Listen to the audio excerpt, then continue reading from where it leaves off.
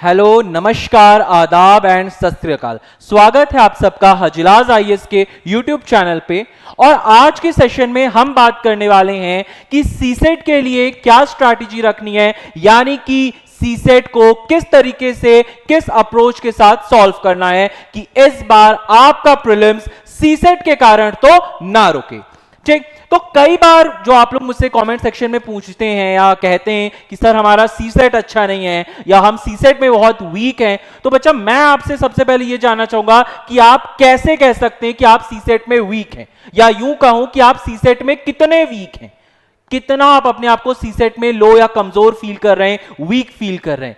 तो आप में से कोई कहेगा कि सर मेरा मैथ्स बैकग्राउंड नहीं था इसलिए मुझे मैथ्स में डिफिकल्टी आ रही है, मैं कहूंगा अच्छी बात है। आप में से कोई कहेगा सर मुझे रीजनिंग में थोड़ी बहुत डिफिकल्टी आ रही है, मैं कहूंगा ठीक है। आप में से कोई कह रहा होगा कि सर हो सकता है मैं इंग्लिश मीडियम स्टूडेंट नहीं रहा हूं इसलिए मुझे कहीं ना कहीं रीडिंग कॉम्प्रिहेंशन वगैरह में दिक्कत आ रही है।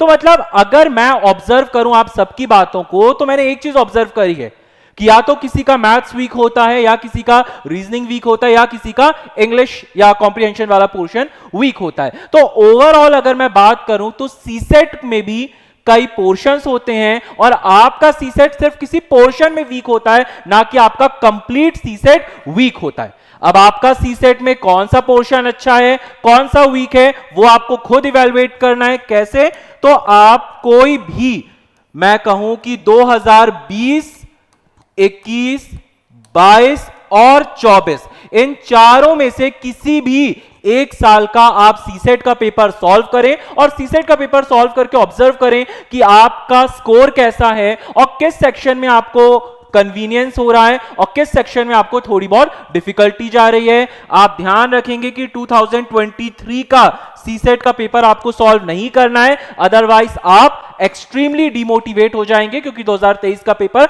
एक्सट्रीमली डिफिकल्ट था। ठीक, उम्मीद है कि यूपीएससी दोबारा ऐसा पेपर डिजाइन नहीं करेगा। स्टिल आप 23 का पेपर लीव करके 2020, 21, 22 और 24 में से पहले कोई भी एक प्रीवियस ईयर सीसेट का पूरा पेपर सॉल्व करें और फिर इवैल्यूएट करें कि भाई आपका स्कोर कैसा है और आप किस स्कोर पे एग्जिस्ट कर रहे हैं। तभी आप एग्जैक्टली ये आइडेंटिफाई कर पाएंगे कि भाई आप सीसेट में कैसे हैं। अब बात आती है कि सर आइडेंटिफाई तो कर लिया कि सीसेट में कैसे हैं, लेकिन अभी भी सीसेट में अच्छा स्कोर कैसे करना है, सीसेट को एप्ट कैसे करना है, या सीसेट में अपनी कमांड कैसे बनानी है और कैसे जीएस के साथ साथ सीसेट में इतने मार्क्स लेके आना है बड़े आसानी से कि हमारा प्रीलिम्स इस बार ना रुके। तो इसको एक एक सेगमेंट में बात करेंगे बहुत आराम से। वीडियो में कंटिन्यू बने रहिएगा क्योंकि डेफिनेटली ये वीडियो आपके लिए बहुत हेल्पफुल होगा। मैं गारंटी लेता हूं कि अगर आप इस वीडियो में बताई गई स्ट्रैटेजी के अनुरूप चलते हैं या इस वीडियो में बताई गई टिप्स के अकॉर्डिंग सीसेट को इस बार अटेम्प्ट करेंगे, तो डेफिनेटली आपका प्रीलिम्स सीसेट के कारण नहीं रुकेगा, ये मेरी गारंटी है। ठीक, तो चलिए बात करते हैं आगे। तो बहुत अगर मैं बात करूं कि ओवरऑल सीसेट में कितने क्वेश्चंस आते हैं, तो आप कहेंगे कि सर सीसेट में 80 क्वेश्चन आते हैं और ये 80 क्वेश्चंस हमको 2 घंटे में अटेम्प्ट करने रहे। ठीक है भाई, अच्छी बात है, पर एक चीज आप मुझे बताओ कि क्या सीसेट में आपको पूरे 80 क्वेश्चंस में से 80 क्वेश्चन सही करने? तो नहीं, क्योंकि आपको मार्क्स चाहिए अराउंड, अगर मैं बात करूं तो आपको मार्क्स तो चाहिए लगभग 67.5 के आसपास, है ना। सीसेट आपको 67.5 मार्क्स के आसपास अगर सीसेट में आपके मार्क्स आ जाते हैं तो आपने एक बहुत सेफ गेम खेला है। अब अगर सीसेट में 67.5 के आसपास मार्क्स चाहिए तो नियर अबाउट आपको 27-28 क्वेश्चन ही क्या करने, सही करने। मतलब 27 to 28 क्वेश्चंस ही आपके एक्यूरेसी के साथ क्या होने चाहिए, सही होने चाहिए। तो आप क्या कर सकते हैं, 67.5 मार्क्स के नियर अबाउट या 68 के नियर अबाउट स्कोर कर लेंगे। अब अगर मैं बता रहा हूं कि सेफ जोन क्या रहेगा आपका, पूरे 80 क्वेश्चंस आपको सही नहीं करने, लगभग 27 से 28, बट क्या 27 क्वेश्चन अटेम्प्ट करके आओगे तो पूरे 27 सही होंगे? नहीं, क्योंकि कई बार आंसर की में आप मैच करते हैं, कॉम्प्रिहेंशन वगैरह में डिफरेंस चला जाता है, तो वो सारी चीजें एग्जिस्ट करती हैं। तो अब ये 80 क्वेश्चंस में से आखिर आप कितने क्वेश्चंस कर दें और किस अप्रोच से कर दें कि सीसेट निकल जाए? तो बेटा अगर आपने ऑब्जर्व किया होगा पास्ट ईयर के पेपर्स, तो आपने एक चीज ऑब्जर्व करी होगी कि मेनली सीसेट में आपको मिलता है मैथ्स, लगभग 40 क्वेश्चन के आसपास, आपको मिलता है रीजनिंग 13 से 15, और ऑन एन एवरेज आप 15 क्वेश्चंस मान लीजिए, ठीक। और लगभग इंग्लिश, या जिसको आप कॉम्प्रीहेंशन भी बोलते हैं, रीडिंग कॉम्प्रीहेंशन, वो रीडिंग कॉम्प्रीहेंशन वगैरह से आपको लगभग 25 से 30 क्वेश्चंस नियर अबाउट मिल जाते हैं ऑन एन एवरेज, ठीक। यानी अगर मैं देखूं तो सबसे ज्यादा वेटेज किसका है? सबसे ज्यादा वेटेज मैथ्स का है, क्योंकि लगभग मैथ्स से सबसे ज्यादा पोर्शंस आते हैं। लेकिन अगर आपका मैथ्स अच्छा नहीं है, या यूं कहूं कि मैथ्स के टॉपिक्स में आपको कहीं ना कहीं थोड़ी बहुत डिफिकल्टी होती है, तो it's not a big deal, बहुत बड़ी बात नहीं है, क्योंकि करना कितना है? 27 से 28 ऑन एन एवरेज सही होने चाहिए। मार्जिन लेके चलना है लगभग 32 से 35 क्वेश्चंस का, कि भाई हमें ऑन एन एक्यूरेसी, है ना, 32 से 35 question, 32 to 35 questions on an average with accuracy हमें सही करना है, तो हमें क्या होगा? सीसेट में एज सच कोई दिक्कत नहीं आएगी और हम सीसेट इजीली क्वालिफाई कर जाएंगे। तो अगर आपका मैथ्स वीक है या आप मैथ्स में अच्छे नहीं है, तो कोई डरने की बात नहीं है, कोई इश्यू नहीं है। सीसेट को अपीयर या सीसेट को आप इजीली रीजनिंग और इंग्लिश के साथ भी क्लियर कर सकते हैं। इंग्लिश अच्छा नहीं है, कोई दिक्कत की बात नहीं है, रीजनिंग और मैथ्स से क्लियर हो जाएगा। अब क्या पूरी मैथ्स पढ़नी है, पूरी रीजनिंग पढ़नी है, पूरी इंग्लिश पढ़नी है? तो आइए इस पे बात करते हैं कि आखिर सीसेट में कैसे किस सेक्शन को अप्रोच करना है और किस तरीके से अप्रोच करना है, उस पे बात करते हैं। तो बेटा सीसेट की अगर मैं मेन स्ट्रैटेजी देखूं तो सीसेट में आपको 3 चीजें बहुत महत्वपूर्ण रखती है। पहली तो आपने सीसेट की प्रिपरेशन कैसे करी, that is prepare stage. Second is कि सीसेट की प्रैक्टिस कैसी है, एंड द थर्ड स्टेज कि भाई सीसेट का अटेम्प्ट आप कैसे करेंगे। सीसेट को 25 मई के दिन परीक्षा केंद्र में आप किस तरीके से अटेम्प्ट करेंगे, ठीक। तो सबसे पहले बात करते हैं सीसेट की प्रिपरेशन स्टेज की, यानी कि सीसेट के प्रिपरेटरी स्टेज की। तो बेटा सीसेट को प्रिपेयर करने के लिए या सीसेट की प्रिपरेशन के लिए सबसे बेस्ट तरीका है कि आप प्रीवियस 10 इयर्स के पेपर्स को सॉल्व करें, उनको एनालाइज करें। देखिए यह बात बहुत ट्रू है कि 80-20 रूल यूपीएससी में चलता है, यानी कि 80-20 रूल क्या है? ये 80-20 रूल है कि आपके 80% मार्क्स या 80% क्वेश्चन आपके 20% सिलेबस से आते हैं। यानी कि अगर मैं प्रिपरेशन की बात कर रहा हूं तो यह स्ट्रैटेजी सिर्फ जीएस 1 पे नहीं है, यह स्ट्रैटेजी जीएस 2 के लिए भी एप्लीकेबल है। कि जीएस 2 में भी, चाहे मैथ्स की बात करूं, है ना, तो मैथ्स में भी आप देखें जो टाइम वर्क के क्वेश्चंस हो गए या डिस्टेंस के क्वेश्चंस हो गए, वो लगभग हर साल आते हैं। आप रीजनिंग की बात करें तो रीजनिंग में कोडिंग डिकोडिंग के क्वेश्चंस हो गए, या मान लीजिए क्लॉक या कैलेंडर का क्वेश्चन हो गया, हर साल आपको परीक्षा में देखने को मिल जाएगा। आरसी के बहुत सारे इन्फरेंस के क्वेश्चंस वगैरह आपको हर साल मिल जाएंगे। तो क्या आपने ऑब्जर्व किया कि भाई चाहे मैथ्स हो, रीजनिंग हो या आरसी हो, रीडिंग कॉम्प्रिहेंशन वगैरह हो, हर पोर्शन में 20% पोर्शन है, यानी कि एक मोस्ट इंपॉर्टेंट सेगमेंट है जहां से आप अपने ज्यादा से ज्यादा मार्क्स को क्या कर सकते हैं? स्कोर कर सकते हैं। तो बस अब आपको उसी 20% पोर्शन में खेलना है। कैसे खेलना है? यू हैव टू ऑब्जर्व कि भाई कौन कौन से टॉपिक्स हर साल रिपीट हो रहे हैं, और जो टॉपिक्स हर साल रिपीट हो रहे हैं उनके लिए आप बना लीजिए एक स्टैंडर्ड प्रोसीजर शीट। अब आप पूछेंगे सर ये स्टैंडर्ड प्रोसीजर शीट क्या है? तो बेटा जैसे कि अगर मैं बात करूं कि टाइम एंड वर्क का क्वेश्चन है, या डिस्टेंस और डायरेक्शन का क्वेश्चन है, तो इन सारे को, या कोडिंग डिकोडिंग का क्वेश्चन है, वेदर मैथ्स है या रीजनिंग है, इन क्वेश्चंस को अटेम्प्ट करने की एक ना प्रोसीजर होती है। आपने देखा होगा ना मैथ्स में हम बचपन में क्या करते थे, एक एक्सरसाइज में अगर 10 क्वेश्चन है तो उनमें से 8 क्वेश्चन लगभग एक ही अप्रोच से सॉल्व होते थे। तो बस आपको ऑब्जर्व करना है कि भाई प्रीवियस ईयर 10 ईयर का ऑब्जर्व कर सकते हो, अच्छी बात है, कम समय 5 ईयर में ऑब्जर्व कर लो, 2020 से ऑब्जर्व कर लो कि भाई पिछले 5 सालों में किन किन टॉपिक्स से मैथ्स में या रीजनिंग में क्वेश्चन सबसे ज्यादा आए, और उनमें भाई अगर एक एज का क्वेश्चन है या एसआई का क्वेश्चन है या सीआई का क्वेश्चन है व्हाटएवर, तो उसको सॉल्व करने, एक पैटर्न के क्वेश्चन को सॉल्व करने की अप्रोच एक ही होगी। तो बस एक रिव्यू शीट बना लीजिए, है ना, एक स्टैंडर्ड प्रोसीजर शीट बना लीजिए जिसमें आप हर एक सेम पैटर्न के क्वेश्चंस का एक स्टैंडर्ड प्रोसीजर नोट कर लें कि भाई इस तरह का अगर कोई क्वेश्चन आया तो मैं इसको इसी अप्रोच से, इसी मेथड से सॉल्व करूंगा। देखो, एग्जाम में टाइम मैनेजमेंट बहुत जरूरी है ना, ये आप मानते हो। तो आप सीसेट के हर क्वेश्चन को एग्जाम में सिर्फ कितना टाइम देंगे?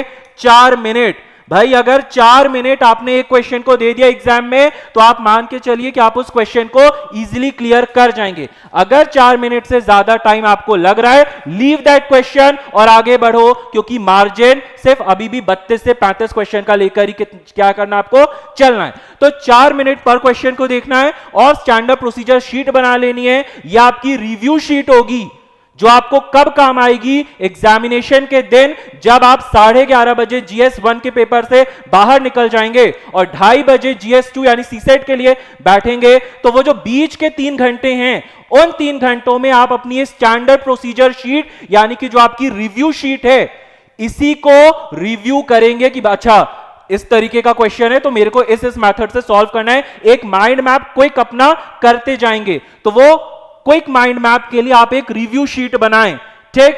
और इसके बाद एक तो हो गई आपकी रिव्यू शीट, दूसरी एक फॉर्मूला शीट, है ना।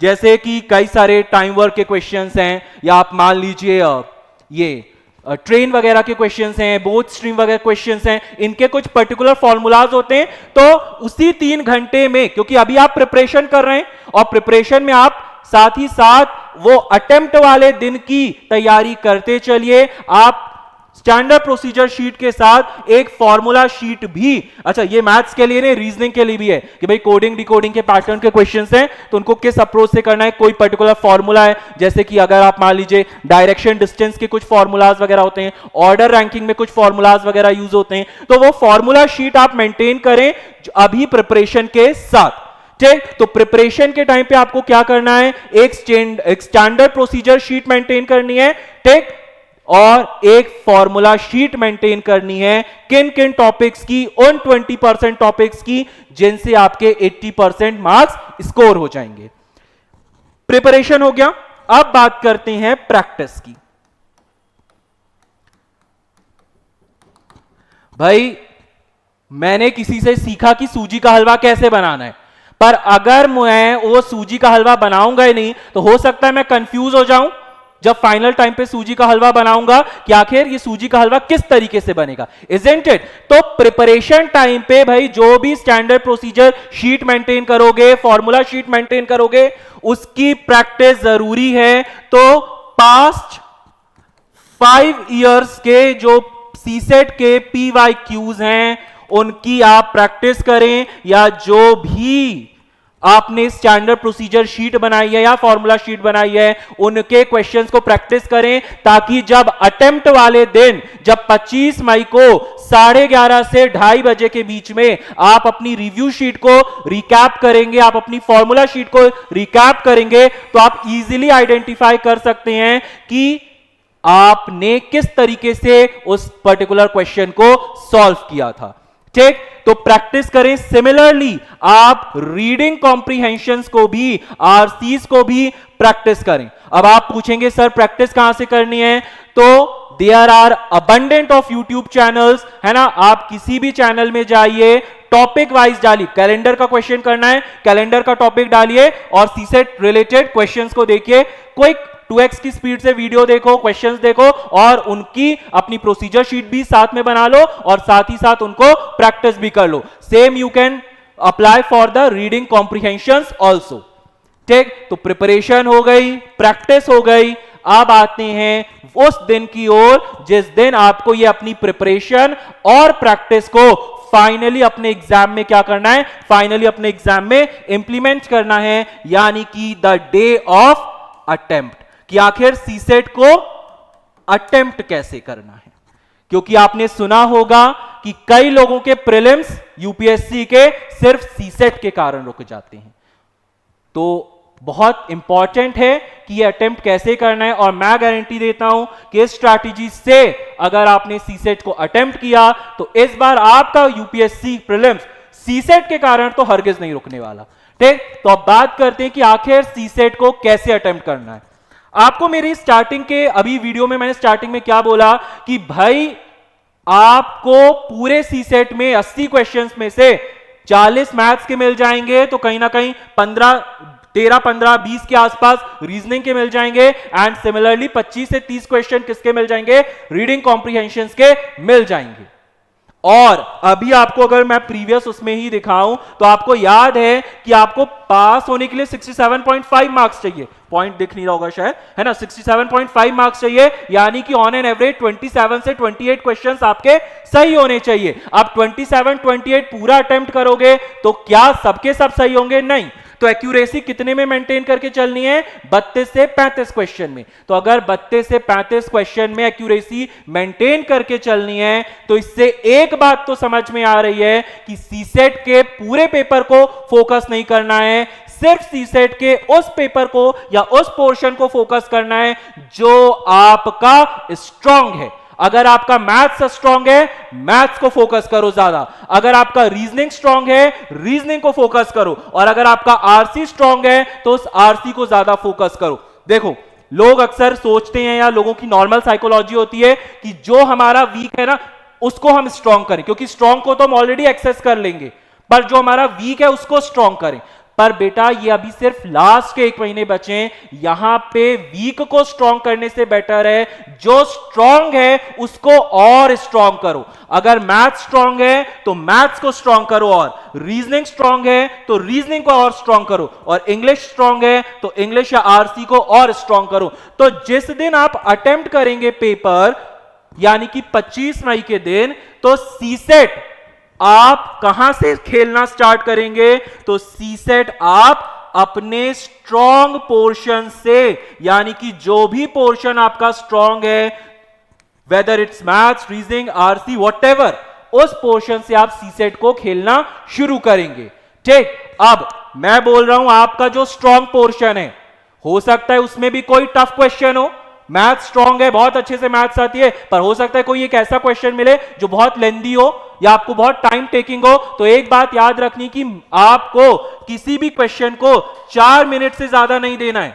4 मिनट में कोई क्वेश्चन हो रहा है अच्छी बात है, नहीं हो रहा आगे बढ़ो, क्योंकि मार्जिन कितने का लेके चलना है? मार्जिन आपको लगभग 35 क्वेश्चंस का लेके चलना है आउट ऑफ 80, कि भाई ये 35 तो करने ही करने, और 45 क्वेश्चंस आप क्या कर सकते हैं? आप ये 45 क्वेश्चंस को स्किप भी कर सकते हैं, यानी कि मैथ सॉल्व करो, रीजनिंग सॉल्व करो या आरसी सॉल्व करो, जो स्ट्रांग है वहीं से सॉल्व करना है। पर आपको अगर कोई पोर्शन या क्वेश्चन टफ लग रहा है तो आप उसको स्किप कर सकते हैं। पहले आप किसे अटेम्प्ट करें? आप अपने स्ट्रॉन्ग पोर्शंस में भी अटेम्प्ट इजी क्वेश्चंस, यानी कि जो इजी हो जाएंगे, क्योंकि रीडिंग कॉम्प्रिहेंशन है, एक बार पढ़ा आप उसको इजीली अटेम्प्ट कर लेंगे। मान लीजिए 2 या 2.5 मिनट आपको पढ़ने में लगा और विद इन हाफ मिनट या 1 मिनट आपने उसको सॉल्व कर लिया। हो सकता है मैथ्स का कोई क्वेश्चन हो जहां पे आपको 4 मिनट से ज्यादा समय लगे, तो आरसी में आपने टाइम बचा लिया, रीजनिंग या मैथ्स में आप उसको एक्सटेंड कर देंगे। पर पहले आप किसको अटेम्प्ट करते चलेंगे? इजी क्वेश्चंस को, क्योंकि इजी क्वेश्चंस अगर एक बार आपने एक्यूरेसी से अटेम्प्ट कर दिए और करते करते आप 25 से 30 की रेंज में भी पहुंच गए, तो अब आपको ये जो हार्ड क्वेश्चंस है ना उन्हें 5 से 8 की रेंज में और करना है, क्योंकि 35 question is more than enough.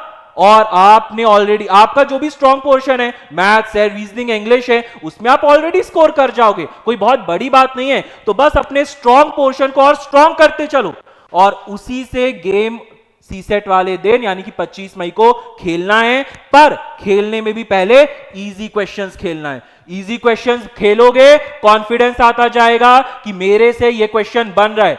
कोई क्वेश्चन पढ़ के ही समझ में आ जाता है ना कि टाइम टेकिंग है कि नहीं है। लग रहा है टाइम टेकिंग है, डिफिकल्ट है, नहीं क्लिक हो रहा, कहां से स्टार्ट करना है, स्किप करो।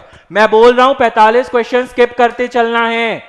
ये वो हैं जो समय बचेगा तो लास्ट में करेंगे, नहीं बचा कोई दिक्कत नहीं है, 35 एक्यूरेसी से मार्क करके चलेंगे, क्योंकि कुछ प्लस माइनस भी हुआ तो 27-28 क्वेश्चन सही करना तो ऑलरेडी आपका एग्जाम क्लियर करवा देगा। 67.5 मार्क्स इजीली आप ला सकते हैं।